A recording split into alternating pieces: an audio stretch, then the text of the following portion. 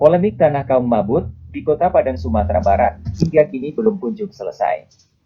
Padahal saat Kapolda Sumbar dijabat oleh Inspektur Jenderal Polisi Purnawirawan Dr. Andus Fahrizal, sengketa tanah yang sudah berlangsung selama 34 tahun itu hampir tuntas.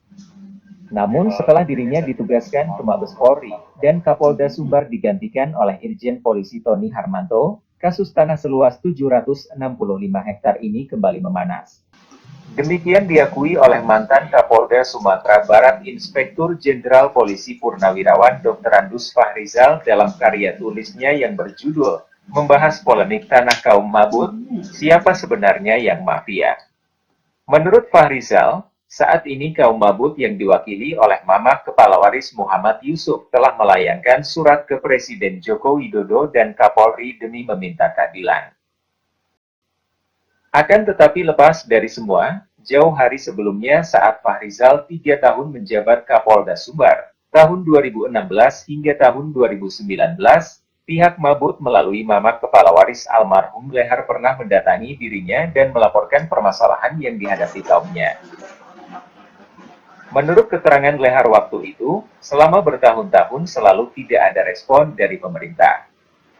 Padahal pihaknya sudah berkali-kali rapat di kantor pemerintah Kota Padang dan pemerintah Provinsi Sumbar, tetapi tetap saja tidak ada jalan keluar.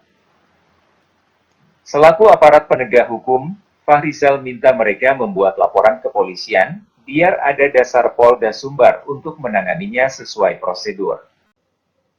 Setelah pihak almarhum Lehar membuat laporan polisi, Fahrizal mulai menangani satu persatu.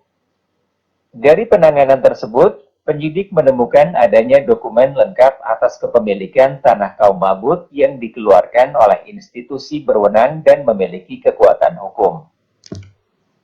Masih lengkap dokumennya, ada semua. Ya, putusan pengadilan, kemudian dari surat-surat dokumen dari BPN, dan yang terakhir tahun 2019 tuh Kakan Kota Padang mengatakan 4 kelurahan tujuan tanah kaum mabut MKW Lehar jelas ditangani oleh Kakan BPN Kota Padang. Jelas sekali itu. Suratnya masih ada lengkap. Ban saya punya, kan itu dikirim ke Menteri Agraria dan ATR, dikirim ke Gubernur, dikirim ke Kapolda saya punya suratnya semua. Lengkap di saya semua suratnya. Kalau nggak mungkin saya berani bicara gamblang di media kalau saya nggak lengkap data semua, dokumen semua.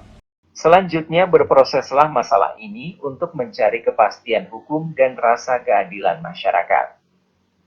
Maka dalam proses penanganan yang dilakukan Polda Sumbar waktu itu dapatlah ditemukan inti permasalahannya. Salah satunya penyidik menemukan adanya dugaan penyimpangan tanah dalam sita tahan pengadilan diperjualbelikan dengan memakai alas hak tanah negara, padahal bukan tanah negara. Saya katakan kalau tanah negara gimana? Dulu diperjualbelikan. Ya, kepada siapa dibeli alas haknya kalau tanah negara? Terus uangnya kemanakan?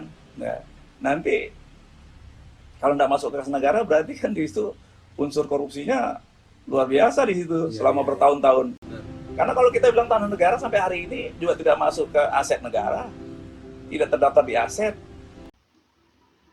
Selain itu, penyidik juga menemukan adanya 5 oknum BPN Padang yang memalsukan bukti pengadilan dengan memanipulasi data tanah mabut dari 765 hektar menjadi 2 hektar. Kemudian, masyarakat di tanah ini banyak yang belum bersertifikat, serta didapatkan adanya sertifikat yang tumpang tindih. Bahkan penyidik juga menemukan sertifikat tanah masyarakat yang ada di tanah ini dalam keadaan diblokir oleh BPN karena dianggap masih dalam sengketa. Dengan didapatkannya beberapa temuan di atas, pihak Polda Sumbar, di bawah kepemimpinan Irjen Polisi Fahrizal waktu itu, terus berupaya keras untuk mencari jalan penyelesaian dan solusi terbaik terhadap permasalahan tersebut. Namun saat penanganan sampai pada tahap pemanggilan saksi, mulai ada pihak-pihak yang menemui Fahrizal karena kepentingan. Pihak-pihak yang menemuinya itu diantaranya adalah Gubernur Sumbar, waktu itu dijabat oleh Irwan Prayitno, kemudian Wali Kota Padang, Mahyeldi, yang sekarang jadi Gubernur Sumbar, anggota DPR RI, Tifatul Sembiring, Nasir Jamil, Musriyadi dari BPN, Eviandri dan Eri Santoso dari Forum Tigo Sandiang, pengurus Yayasan Bung Hatta Profesor Ganepri, Pengurus Yayasan Baitur Rahmah, Profesor Musliar Kasim beserta Ibu J, dan juga Dirjen Sengketa Kementerian Agraria.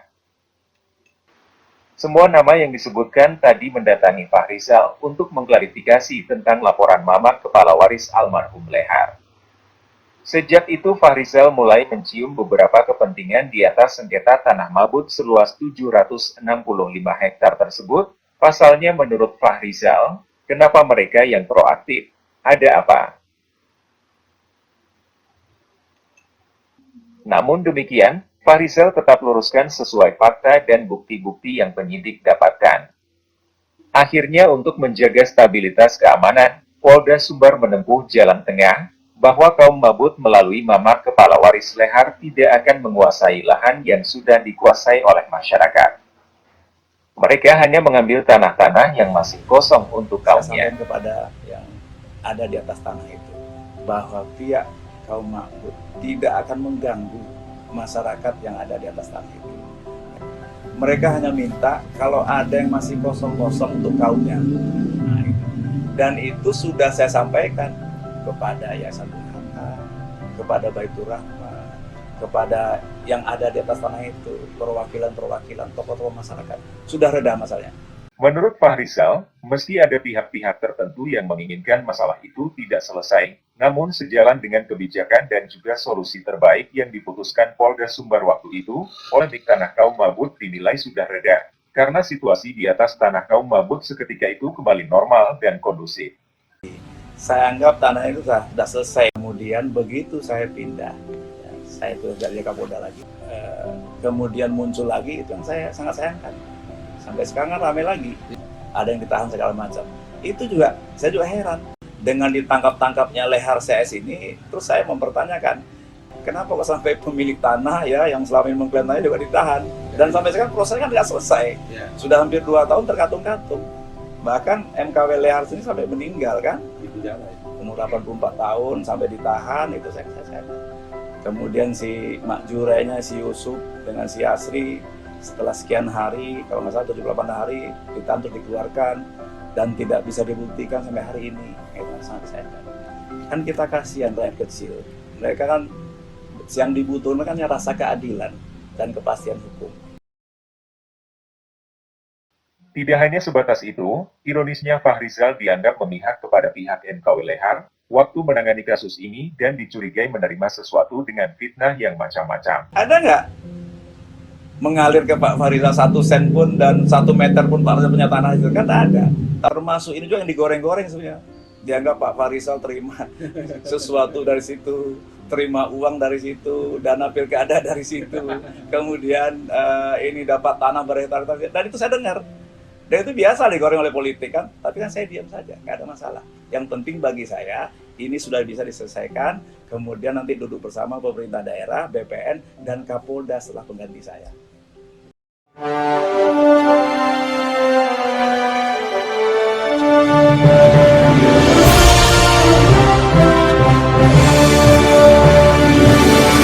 Terima kasih kepada warganet, Anda telah mengikuti bedah fakta polemik tanah kaum mabut sesi 1. Bagaimana kelanjutannya? Kita ikuti sesi berikutnya dalam penjelasan Inspektur Jenderal Polisi Purnawirawan Dr. Andus Fahrizal mantan Kapolda Sumbar seputar kronologi penangkapan Lehar CS.